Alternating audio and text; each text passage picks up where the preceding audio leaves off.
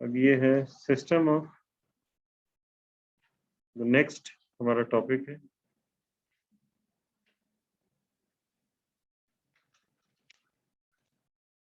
Systems of linear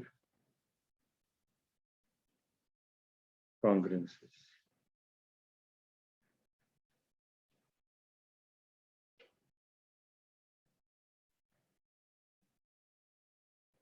systems of linear congruences का मतलब ये होता है कि जब एक से ज्यादा हमारे पास कॉन्ग्रेंस आ जाए तो इसका मतलब ये होता है कि हमें इनके कॉमन सॉल्यूशंस चाहिए होते हैं।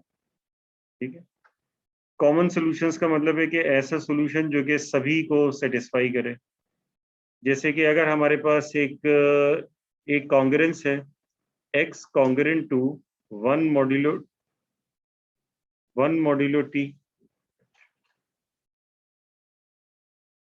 1 मॉड्यूलो 3, x कॉन्ग्रेंट टू, ये पहली कॉन्ग्रेंस है, दूसरी कॉन्ग्रेंस है 2 मॉड्यूलो 3, 2 मॉड्यूलो 5 फॉर एग्जाम्पल, और तीसरी हमारे पास x is congruent to 3 modulo 7। तो अगर हम आपसे अगर ये कहा जा रहा है कि ये जो है, ये जो कॉन्ग्रेंस है हमारे पास, ये सारी लीनियर कॉन्ग्रेंसेस हैं, लेकिन ये इनका एक सिस्टम है लीनियर कॉन्ग्रेंस का। जैसे आपने सिस्टम्स ऑफ लीनियर इक्वेशंस पढ़ा होगा, उसमें सिस्टम्स ऑफ लीनियर इक्वेशंस में क्या होता है कि आपके पास जो है वो सॉल्यूशंस जो होते हैं वो कॉमन सॉल्यूशन देख रहे होते हैं। जैसे मैं आपको एग्जांपल जो है, यानी इसके अलावा एग्जांपल है लेकिन आसानी के लिए ये बताता हूँ। जैसे कि अगर आपके पास एक इक्वेशन होती है 2x प्लस y इक्वल्स 4, जैसे ये एक इक्वेशन है, ठीक है, इसमें इन्फिनिट मैनी सॉल्यूशंस होंगे। ठीक है, जाहिर है कि x और y की जो है वो इन्फिनिट मैनी वैल्यूज जो है वो होंगी। अगर जो है वो यहाँ पे ऐसा करते हैं कि इसको मैं 2 यहाँ से हटा देता हूँ, x प्लस वाई इक्वल्स 4 कर, ठीक है। अब इसके बाद ये तो हमारे पास है x plus y is equal to 4 infinite many, यानी कि infinite many x infinite many y जो होंगे वो इसको सेटिस्फाई कर रहे होंगे इवन इनके इंटीजर्स में, ठीक। लेकिन इसके बजाय अगर एक हमारे पास इक्वेशन और आ जाए और वो हो जाए y इक्वल्स x, तो अब इसके बाद इसका जो सोल्यूशन होगा, तो अगर आप ये देख लें कि अलग अलग पहले वाले को देखें तो उसके इन्फिनिट मैनी सॉल्यूशंस होंगे, दूसरे वाले के भी इन्फिनिट मैनी सॉल्यूशंस होंगे। लेकिन अगर आपको ये कह दिया जाए कि इन दो इक्वेशंस का ये सिस्टम है, तो फिर जब आप सोल्यूशन देख रहे होंगे तो वो कॉमन सोल्यूशन होगा इन दोनों का, यानी कि ऐसा पॉइंट होगा कि जो दोनों को सेटिस्फाई कर रहा होगा। ठीक है, ये अगर वो कोई इंटीजर मिलेगा, ऐसा अगर एग्जिस्ट करेगा तो फिर होगा, नहीं हुआ तो फिर जरूरी नहीं कि फिर वो इस तरह से जो है वो, तो जैसे कि 2,2 जो है वो एक सोल्यूशन होगा इसका, ठीक है ना। यानी कि ये वाली जो ऊपर वाली इक्वेशन है ये हमारे पास इस तरह से आ जाएगी, और नीचे वाली जो इक्वेशन है वो हमारे पास ये हो जाएगी, और ये स्ट्रेट लाइन है, ये इनका एक कॉमन पॉइंट है, और 2,2 होगा, क्योंकि ये हम अगर नंबर थ्योरी की बात करेंगे तो नंबर थ्योरी में जो है वो सिर्फ इंटीग्रल सॉल्यूशन की हम बात करेंगे, तो ये इंटीजर्स ही हैं, इस वजह से कॉमन सॉल्यूशन भी हम इसको कंसीडर कर सकते हैं, लेकिन ये एक ही सॉल्यूशन होगा यूनिक, और अगर रियल में भी आप सॉल्व कर रहे होंगे तो फिर वो एक ही हो जाएगा। ठीक है, तो वो सॉल्यूशन जो है वो इस तरह से आपके पास, तो इस सिस्टम्स ऑफ सॉल्यूशन का मतलब, सिस्टम्स ऑफ इक्वेशन अगर आपके पास है तो इसका मतलब ये होगा कि वो जो सॉल्यूशन होगा वो दोनों को सेटिस्फाई कर रहा होगा। ठीक है, बाकी इसके अलावा जो दूसरे सॉल्यूशंस हैं वो किसी एक को सेटिस्फाई कर रहे होंगे। तो इसी तरीके से अगर आपके पास ये सिस्टम ऑफ लीनियर कॉन्ग्रेंस है तो इसका मतलब ये होगा कि आप ऐसा कॉमन सॉल्यूशन देख रहे हैं जो तीनों कॉन्ग्रेंस को सेटिस्फाई करेगा, तीनों कॉन्ग्रेंस जो है वो इसमें सेटिस्फाई हो जाएंगे। तो ये जो है इसको systems of congruent solution, sorry systems of linear congruence है। मैंने रिकॉर्डिंग स्टार्ट कर दिया, हाँ रिकॉर्डिंग हो गई, ठीक।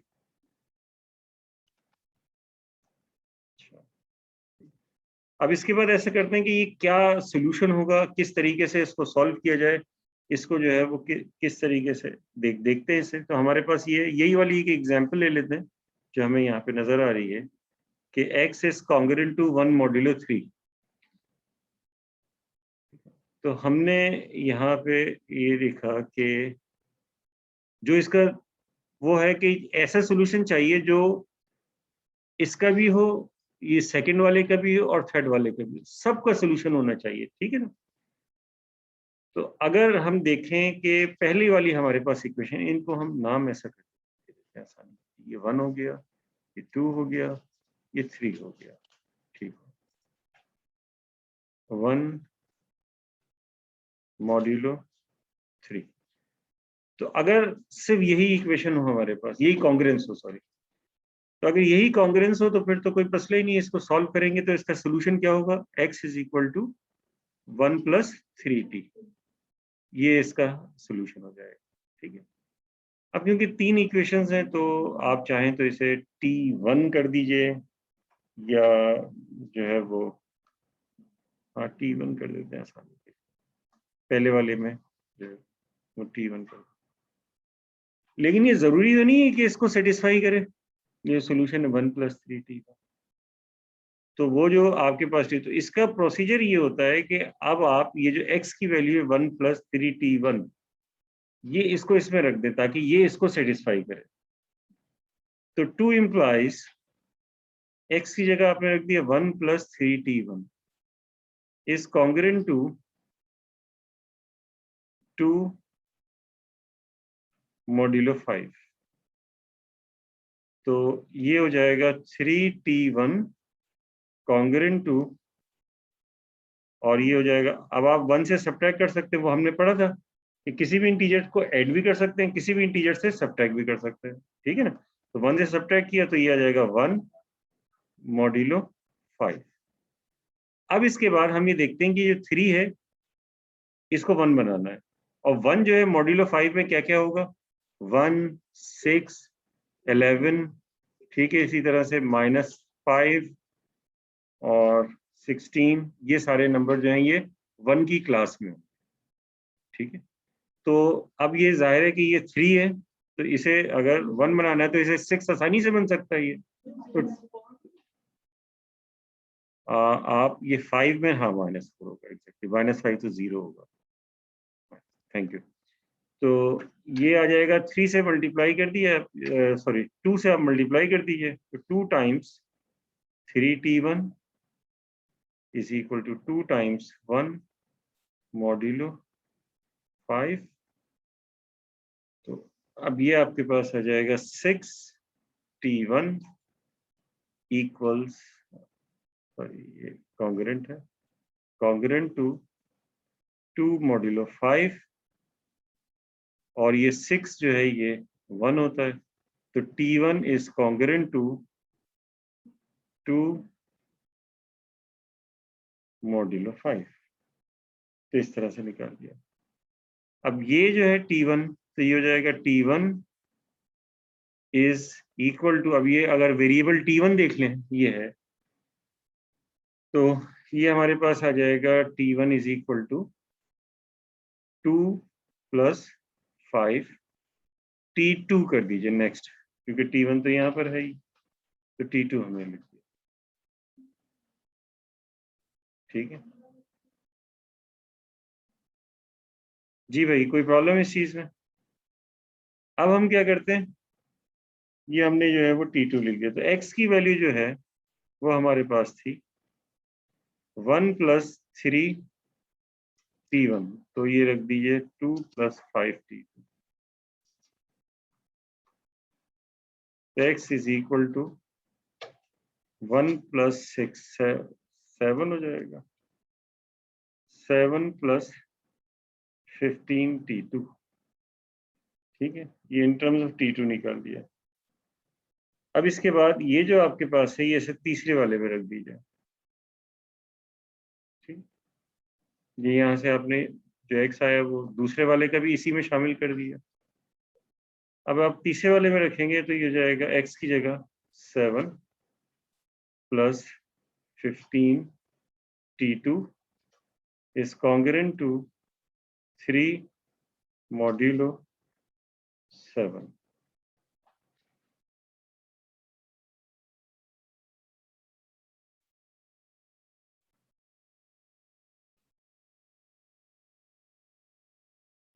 सेवन से सब्ट्रैक्ट कर दें पूरे दोनों को, तो जाएगा 15 T2 congruent to -4 मॉड्यूलो 7। -4 जो है इसको पॉजिटिव कर दें, तो -4 जो है वो क्या होता है 7 में 3 हो जाता है, और जो 15 है वो क्या होता है 1 हो जाता है। तो ये तो बहुत अच्छा हो गया। T2 equal congruent to 3 modulo 7।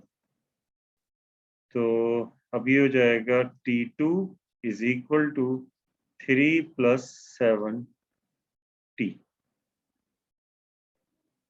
जी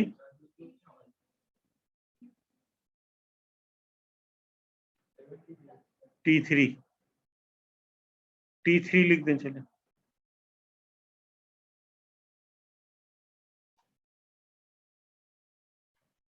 अब इसके बाद इसको इसमें पुट कर दीजिए। ये अगर इक्वेशन तो 4 कह रहे हैं, तो 4 implies x equals 7 + 15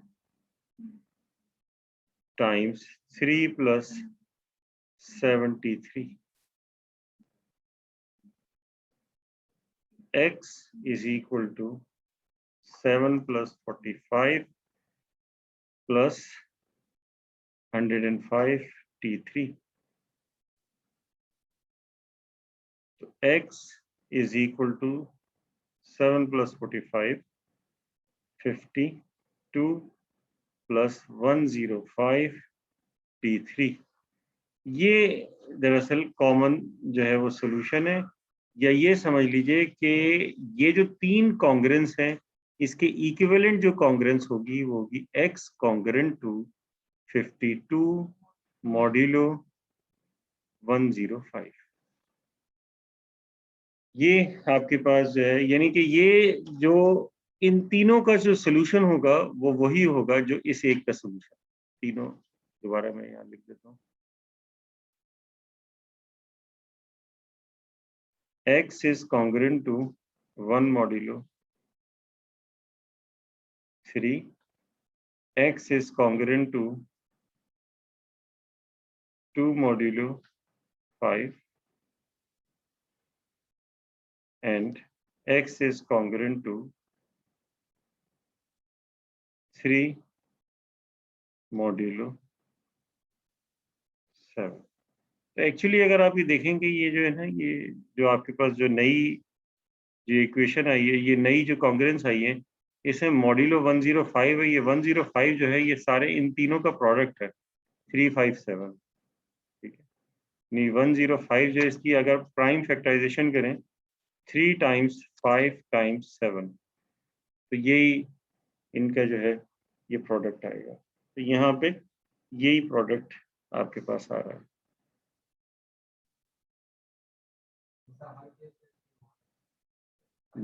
जी हर केस में ऐसे।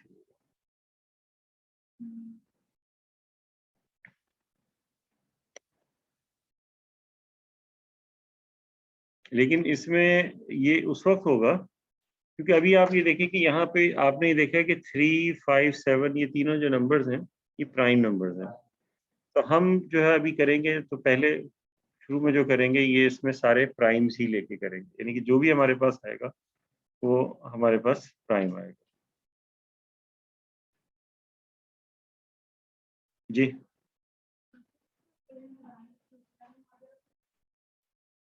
सॉरी, आपने क्या कहा है?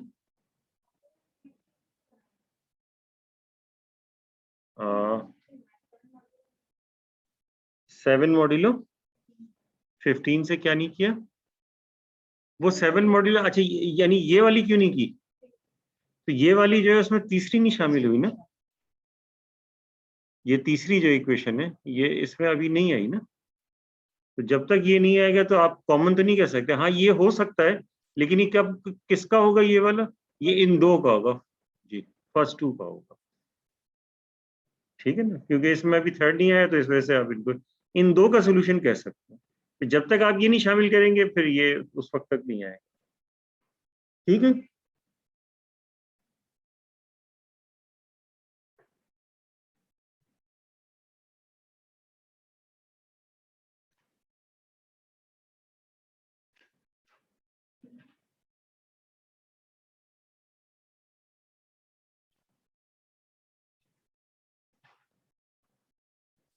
T1 की जी जो वैल्यू है जी 2 + 5 T2 2 + 5 T2 2 + 5 T2 जी, और T2 की वैल्यू है 3 + 7 T3।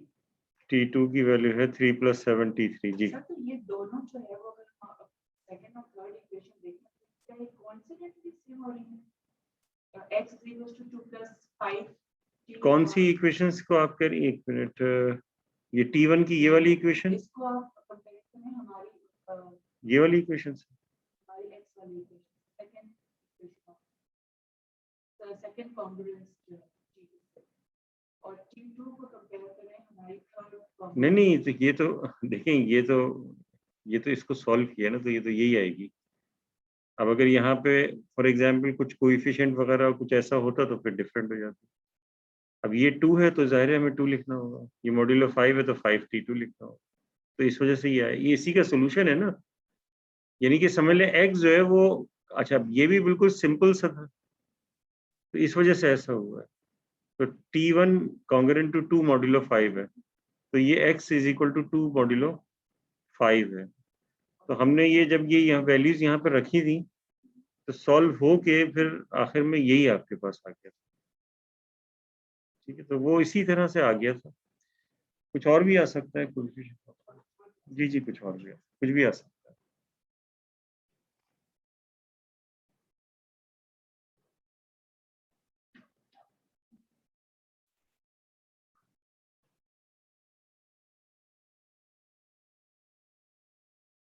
थ्योरम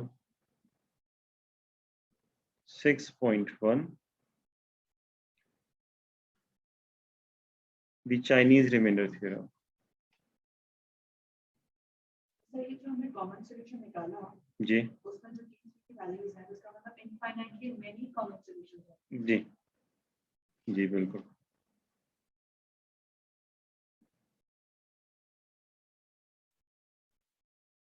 जो कांग्रेस में यूनिक सोल्यूशन की भी बात करते हैं, तो यूनिक सोल्यूशन जो कहते हैं उसका मतलब ये होता है कि वो एक ही कांग्रेस क्लास से हैं लेकिन होंगे इन्फिनिट मैनी स्पीशीज, ठीक है। कांग्रेस क्लास वो एक है बस, और जो नॉन यूनिक जो है वो होते हैं इनकॉन्ग्रेंट सॉल्यूशंस। तो वो जो इनकॉन्ग्रेंट सॉल्यूशंस होते हैं तो उसका मतलब होता है डिफरेंट क्लासेस से भी हैं और उस क्लास में इन्फिनिट मैनी हर क्लास में।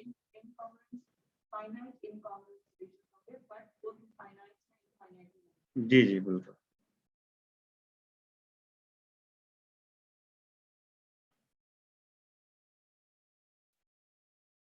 चाइनीज रिमाइंडर थ्योरम जो है वो देख लीजिए।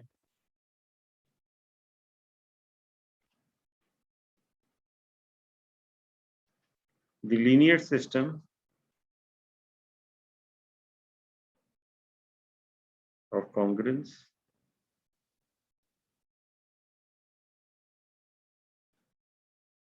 x congruent to ai modulo mi, where the modulo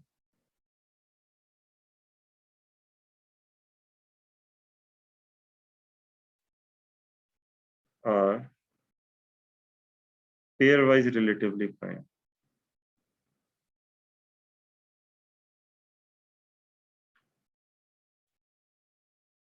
Relatively prime. Pairwise relatively prime, and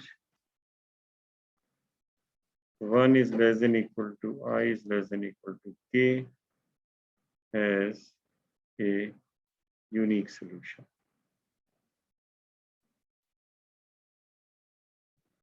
यानी कि यहाँ पर आई की वैल्यू जो है के तक, यानी के हमारे पास जो है ये कॉन्ग्रेंस लीनियर कॉन्ग्रेंसेस हैं, क्योंकि आई की वैल्यू 1 से के तक है। तो के तो हमारे पास जो है वो यूनिक सोल्यूशन उसका होगा। लेकिन कंडीशन क्या है कि जितने मॉड्यूलाई हैं ये सारे पेयर वाइज रिलेटिवली प्राइम।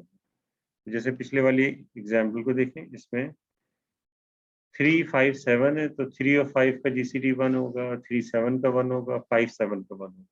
तो पेयर वाइज जो है ये रिलेटिवली प्राइम है, इनका यूनिक सोल्यूशन मिल गया। तो चाइनीज रिमाइंडर थ्योरम भी यही कहता है कि जो लीनियर सिस्टम ऑफ कॉन्ग्रेंस है, इसमें अगर आपके पास जो है ये अगर हमारे पास सोल्यूशन है, तो अगर ये मॉड्यूलाई जो है वो पेयर वाइज रिलेटिवली प्राइम हो, तो इसका एक यूनिक सोल्यूशन हमें मिल जाएगा। बस ये चाइनीज रिमाइंडर थ्योरम है। चाइनीज रिमाइंडर थ्योरम से डायरेक्टली हम जो है उसको चाइनीज रिमाइंडर थ्योरम को यूज करके डायरेक्टली हम इनकी वैल्यूज निकाल सकते हैं, वेरिएबल की वैल्यू, या जो हमारे पास है उससे डायरेक्टली जो है वो वैल्यू निकाली जा सकती है। तो देखें, इसमें होता ये है कि हम चाइनीज रिमाइंडर थ्योरम में सबसे पहले हम निकालते हैं कैपिटल एम। ये कैपिटल एम जो है ये क्या चीज़ होती है? कैपिटल एम होती है सारा प्रोडक्ट इनका, जो कि हमने यहाँ पे 105 देखा था, 105 आ रहा था, तो ये इनका जो प्रोडक्ट था। तो इसी तरह से जो है वो सबसे पहले हम कैपिटल एम निकालते हैं। तो कैपिटल एम जो है वो होता है M1 M2 से लेके MK तक, क्योंकि के आपके पास कॉन्ग्रेंसेस है, तो ये हमारे पास एम होता है। फिर उसके बाद डिफाइन किया जाता है, ये चीज़ें डिफाइन की जाती हैं, ठीक है। फिर उसके बाद MI डिफाइन किया जाता है। MI क्या होता है? MI ये होता है कि आप जो इसका सबस्क्रिप्ट है आई, तो वो ith m जो है इसमें से रिमूव कर दें, यानी m से रिमूव, सॉरी मैं कह रहा हूँ, उससे डिवाइड कर दें, मॉड आउट कर दें, m डिवाइडेड बाई MI, यानी कि वो जो फैक्टर है वो आप इसमें से हटा दीजिए, माइनस कर डिवाइड कर दीजिए, और i की वैल्यू 1 से k तक होगी, ठीक है। तो इस तरह से आपके पास जो है ये कैपिटल MI आ जाता है। और अब ये जो MI होगा, इसमें से आपने, क्योंकि MI का इनमें से किसी के साथ भी GCD जब लिया जाएगा तो वो जो है वो हमेशा 1 होगा, क्योंकि हमें ये बात पता है कि MI और MJ का GCD हमेशा 1 होगा, I is not equal to J, जब I और J जो है इक्वल नहीं होंगे, यानी कि ये दोनों अगर डिफरेंट हैं इनके सबस्क्रिप्ट, तो इसका मतलब है कि दो डिफरेंट नंबर्स होंगे, तो दो डिफरेंट नंबर्स का GCD हमेशा 1 होगा, यानी कि रिलेटिवली प्राइम होगा। तो M में तो सारे मौजूद थे, तो जब MI आया तो उससे आपने क्या किया, MI को डिवाइड कर दिया। तो इससे ये होगा कि M और MI इनका GCD जो है, यानी कि जब हम इसका GCD लेंगे, सॉरी बहुत सारे आ जाएंगे, MI और M का GCD जब लेंगे MI का, तो ये GCD भी 1 आ जाएगा। वजह ये है कि MI में से क्या किया आपने, MI को डिवाइड कर दिया, स्मॉल MI को डिवाइड, कैपिटल MI में से स्मॉल MI को डिवाइड कर दिया। तो कैपिटल MI में से स्मॉल MI को डिवाइड करने से उसमें से जो MI का फैक्टर है वो चला गया, और बाकी सब जो हैं वो MI से रिलेटिवली प्राइम थे, क्योंकि GCD इनका 1 था। तो इसका मतलब ये हुआ कि बाकी जो प्रोडक्ट बचा उसके साथ ये 1 आ रहा है। ये समझ में आया, या इसको एक बार फिर एक्सप्लेन कर दूं किसी एग्जाम्पल के थ्रू? देखें, ये इस तरह से है कि फॉर एग्जांपल हमारे पास ये कॉन्ग्रेंसेस हैं, x is equal to, x is congruent to AI modulo 2, x is congruent to A1, sorry A2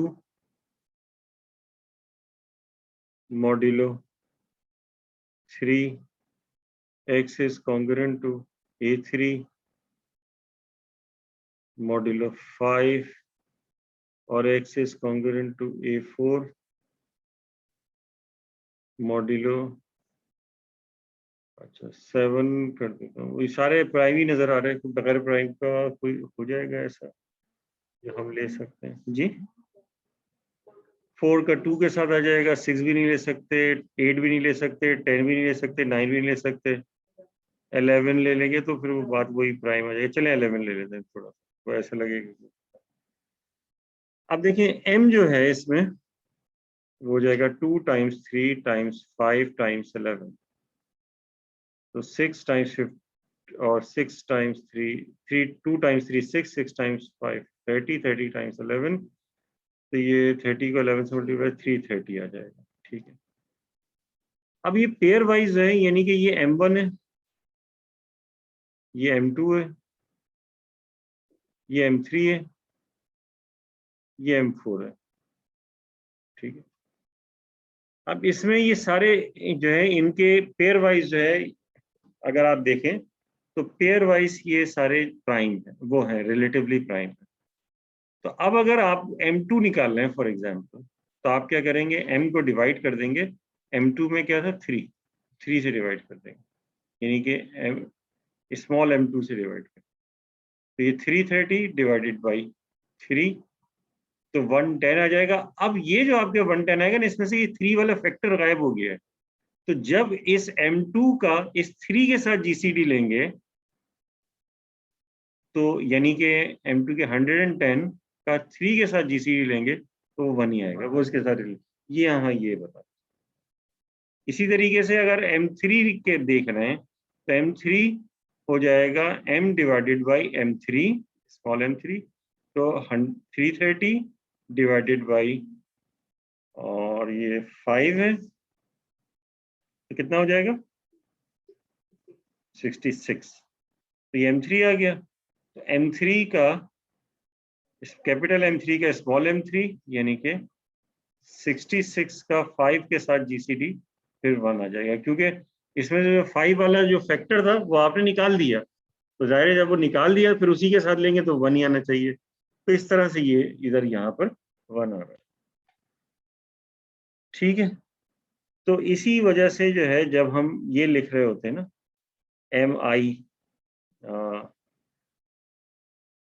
M I modulo, तो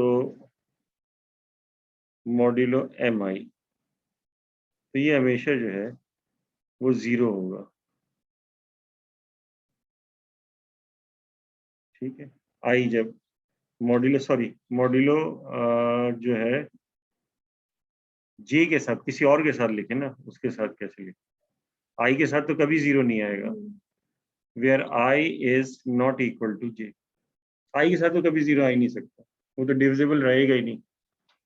लेकिन इसके अलावा हर एक के साथ डिवाइड होगा, यानी समझ लें M2 जो है वो कैपिटल M2 जो है वो स्मॉल m2 से डिवाइड नहीं हो सकता, यानी 3 से डिवाइड नहीं हो सकता, लेकिन 3 के अलावा जितनी चीजें होंगी सबसे डिवाइड होगा। ठीक है, 2 से भी होगा, 3 से भी होगा और 11 से भी होगा, तो इसका मतलब ये हुआ कि m2 जो होगा वो 0 मॉड्यूलो 2 होगा, यानी कि ये जो m2 कितना था 110, तो 110 जो होगा वो 0 मॉड्यूलो 2 होगा, 0 मॉड्यूलो 5 होगा, 0 मॉड्यूलो 11 होगा। ठीक है ना, क्योंकि वो अब वो जो उसकी इंडाइसिस थी उसके अलावा सबसे जो है वो डिवाइड हो रहा है। तो यहाँ पर जो हम जो है वो x लिख रहे होते हैं, जो हमारे पास वेरिएबल होता है x is congruent to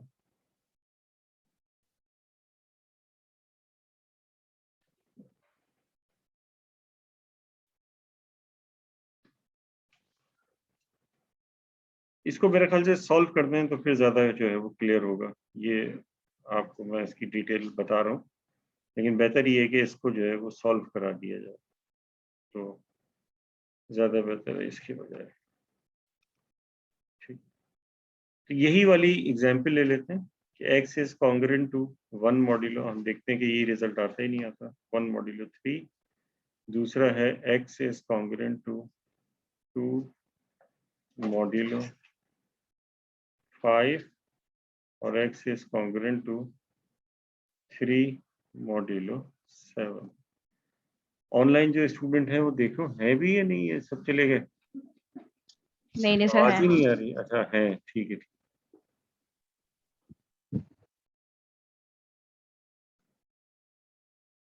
3 student है, ठीक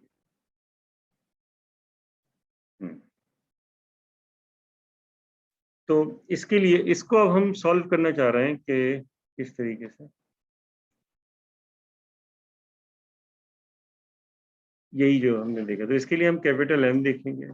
सॉल्यूशन इसका होगा यूनिक सॉल्यूशन, हमने वैसे निकाल ही लिया था, लेकिन चाइनीज रिमाइंडर थ्योरम भी ये कहता है कि सॉल्यूशन इसका होगा।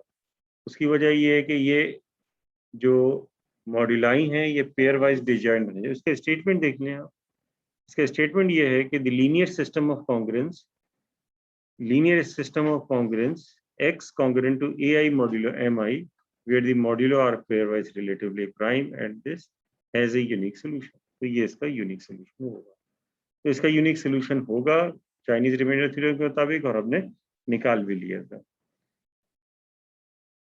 अब ये जो है, अगर कैपिटल M निकालना चाहें तो कैपिटल M क्या होना चाहिए? 3 मल्टीप्लाई बाई 5 मल्टीप्लाई बाई 7, यानी कि 105।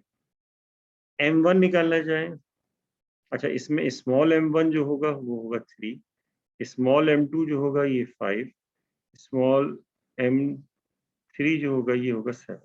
ठीक है। m1 की वैल्यू आएगी m डिवाइडेड बाई m1, यानी कि 105 डिवाइडेड बाई 3, तो ये हो जाएगा 35।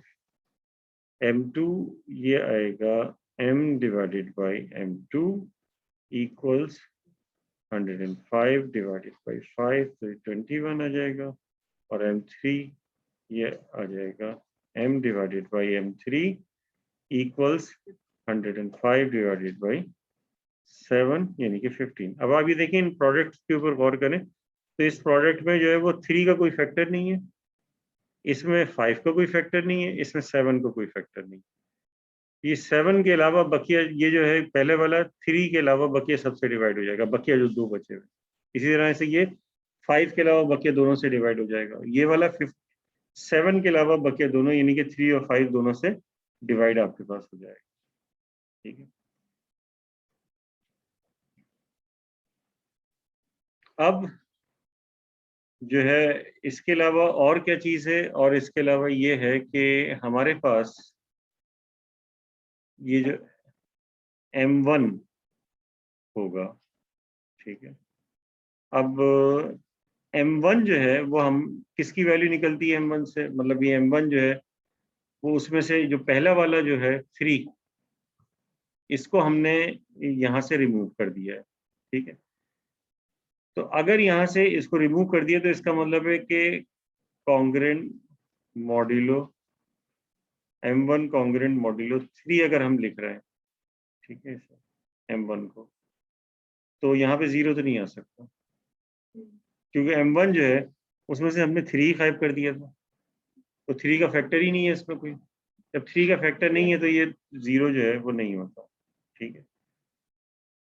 तो ये is not congruent to 0 modulo 3 होगा हमेशा। ठीक है। ये भी यहाँ बता देता हूँ, ये m1 है क्या चीज, m1 है 35। ठीक है, ये 35।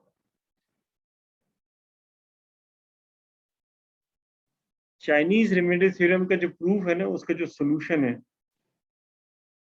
उसके मुताबिक जो है आप m1 जो वेरिएबल एक नया हम डिफाइन कर देते हैं, जैसे कि y1 इज कॉन्ग्रुएंट टू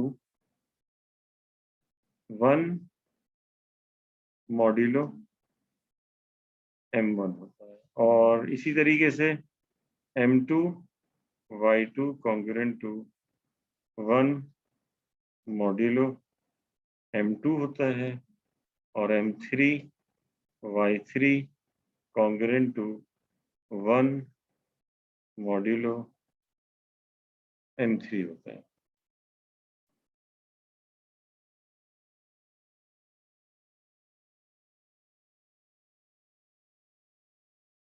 ठीक है, ये M1 है, इसकी ये क्योंकि नॉन जीरो कॉन्ग्रुएंट है तो इसका मतलब है कि इनवर्स आ सकता है इसका, और ये 1 के साथ होता है। M1 हमारे पास क्या है 35, तो 35y1 is congruent to 1 modulo 3। अब 35 जो है वो 3 में क्या हो जाएगा, 36 1 होता है, तो या तो -1 लिख देंगे, या 33 जो है उससे ज्यादा करेंगे तो 2 बचेगा, तो 2y1 भी लिख सकते हैं। और ये आपके पास 2y1 आ गया 35 में। अब इसके बाद क्या करेंगे, इसे जो है 2y1 है तो 2 को 2 से मल्टीप्लाई करते हैं, क्योंकि 2 का इनवर्स जो होता है वो 2 होता है मॉड्यूलो 3 में, क्योंकि 4 जो होता है 1 होता है।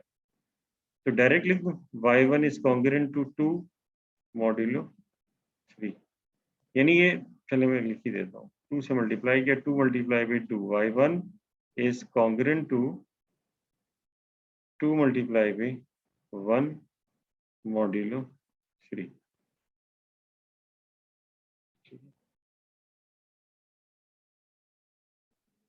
तो ये आपके पास आ गया, तो इसको आप लिख दें। ठीक है, इसी तरीके से सर जी सर ये जो हम M1 की कांग्रेस देख रहे हैं 0 mod 3 के साथ, तो हम ये 0 के साथ क्यों देख रहे हैं?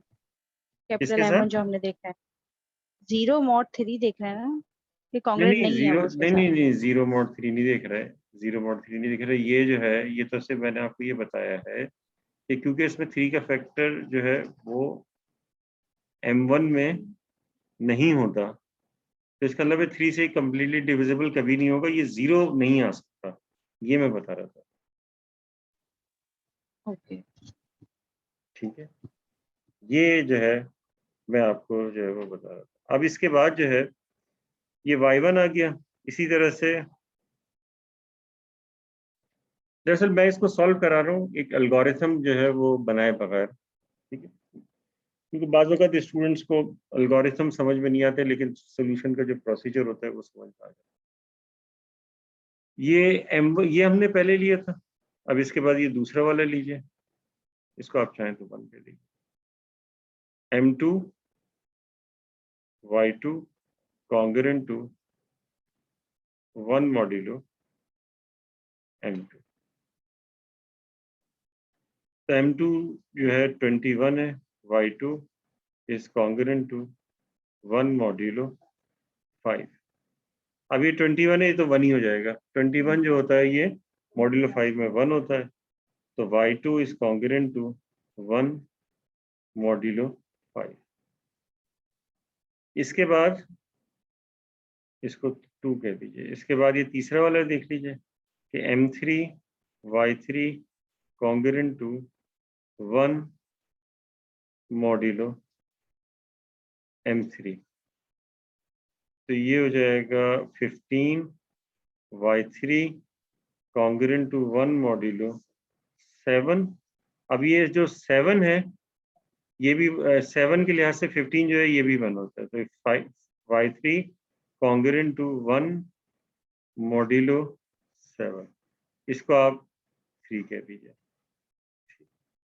अब असल में हमारे पास जो है वो जो सोल्यूशन होता है, जो x वैल्यू है वो x वैल्यू होती है, ये दरअसल हम CRT का एल्गोरिथम, CRT कहते हैं Chinese remainder theorem, Chinese remainder theorem का हम एल्गोरिथम यूज कर रहे हैं, जिसके मुताबिक x की वैल्यू होती है सम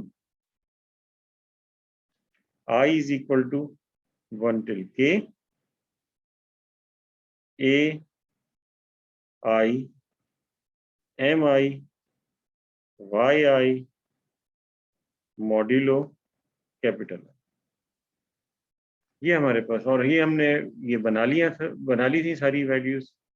तो अब यहाँ पर होगा x is equal to sum I from 1 to 3, यानी ये 3 इक्वेशंस हैं, ai mi yi modulo m। m जो है, अब नेक्स्ट स्टेप में वैल्यूज लिख देते हैं। ये m जो है इसकी वैल्यू बल्कि मैं पहले लिख देता हूँ, ये तो चेंज ही नहीं होगा ना, ये है 105 और ये अब वैल्यूज है 1 से लेके 3 तक होंगी, तो ये हो जाएगा A1 M1 M1 Y1 plus A2 M2 Y2 plus A3 M3 Y3 और ये होगा मॉड्यूलो 105। जी वो तो 3 इक्वेशन थी ना, जितनी MI जो होते हैं ना वो हो जाए, तो इस तरह से जो है वो हम ये देखें। ठीक है जी, अच्छा अच्छा ठीक है, तो मैं ये और ऊपर करूँ।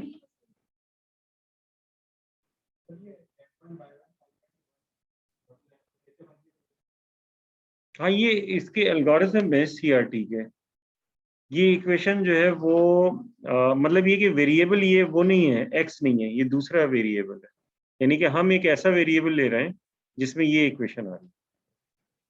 ठीक है, यानी कि y1 इस तरह से सेट किया है हमने कि m1 के साथ ये p1 आ रहा है। ठीक है, पहले हमने ये बता दिया कि 0 नहीं आएगा, ये तो हमने बता दिया ना। अब उसके बाद हमने कहा कि हमने एक ऐसा जो है वो y1 लिया m1 के साथ कि ये कॉन्ग्रुएंट 1 मॉड्यूलो m1 आ। इसी तरह से m2 y2 जो है ये congruent 1 modulo congruent to 1 modulo m2 और m3 y3 congruent to 1 modulo m3, यानी कि हमने y3 y1 y2 y3 इस तरह से चूज किए। m1 m2 m3 तो हमें पता थे, कैपिटल वाले भी स्मॉल वाले भी, तो इसमें सिर्फ चूज क्या करना है y1 y2 y3, तो y1 y2 y3 इस तरह से चूज हमने किए कि ये यहाँ पे कोएफिशिएंट है ये बना रहा है। इससे हमने y3 की वैल्यू निकाल ली, तो हमारे पास यहाँ पर वैल्यू क्या आई है, यहाँ पर जो है वो 2 वैल्यू आई है, यहाँ पर वैल्यू 1 आई है और यहाँ पे भी वैल्यू जो है वो आपके पास 1 आई है। तो ये इनकी जो है वैल्यूज है। ठीक है,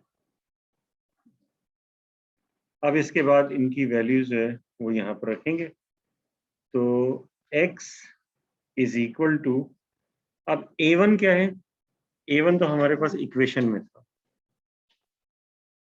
अगर इस इक्वेशन को देखो, ये इक्वेशन इस फॉर्म में होती है x is congruent to ai modulo mi, तो ये जो x के साथ ये जब लिखा होता है तो ये a होता है। तो हमारे पास ये जो इक्वेशन थी इसमें ये a1 है, ये a2 है और ये a3 है। ठीक है, ये आ गए और ये y की वैल्यूज है, y1 जो है वो 2 है, y2 1 है, y3 भी 1 है, और इसके अलावा क्या रहता है इसमें, और mi वो भी हमें पता है। ठीक है,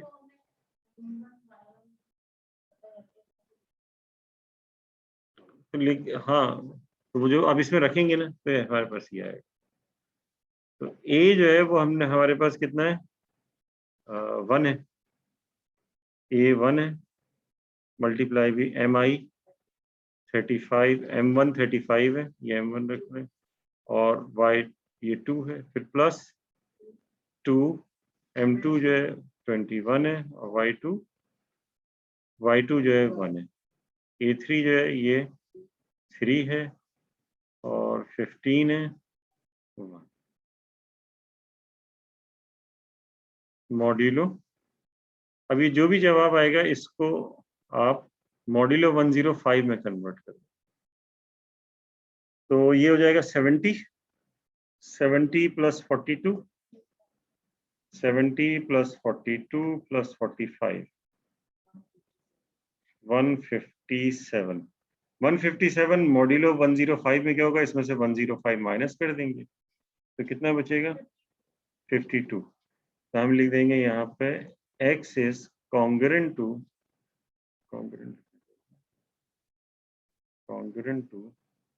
मॉड्यूलो में लिखा तो कॉन्ग्रुएंट होगा कॉन्ग्रुएंट टू 52 मॉड्यूलो 105। ये एक्चुअली 157 आया था, लेकिन क्योंकि 157 और 52 की एक ही क्लास है मॉड्यूलो 105 में, तो इस वजह से हमने ये लिख दिया। ठीक है, हाँ हाँ, कोई भी मेथड, इस मेथड से एक क्वेश्चन और करा देता हूँ आपको। तो वो तो सॉल्व किया ना हमने। ये सर बस बहुत है आज के लिए। जी, सर आई थिंक बहुत है आज के लिए, हमें एक प्रैक्टिस क्वेश्चन दे दें आप। प्रैक्टिस क्वेश्चन तो इसी की, जो सॉल्व एग्जाम्पल मैं सारी नहीं कराता, कुछ सॉल्व एग्जाम्पल कर लें, कुछ एक्सरसाइज से कर लें। जो पढ़ा रहा हूँ इसी के आर्टिकल जो है उसके बाद जो है उससे कर लें। y1 आप कह रहे थे कहाँ से निकाला है आपने? ये y1 ये रहा। हाँ, ये इसकी वैल्यू है मॉड्यूलो 3 जो है वो, क्योंकि मॉड्यूलो ये 3 जो है वो 105 को डिवाइड करता है, तो इसमें भी वही होगा।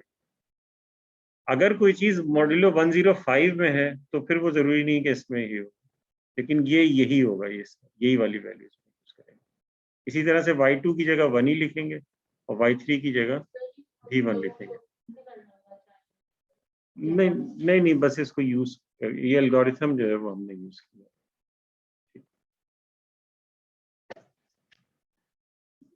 एक्चुअली इसका सही प्रूफ तो जो है वो अलजेब्रा में है, तो जो है वो यहाँ पे हम जो है इसको उस तरह से प्रूव नहीं करेंगे। एक एग्जाम्पल जो है वो और कर रहे थे, अभी टाइम तो है बाकी। नहीं तो क्लास तो 12:45 पे ऑफ होती है ना।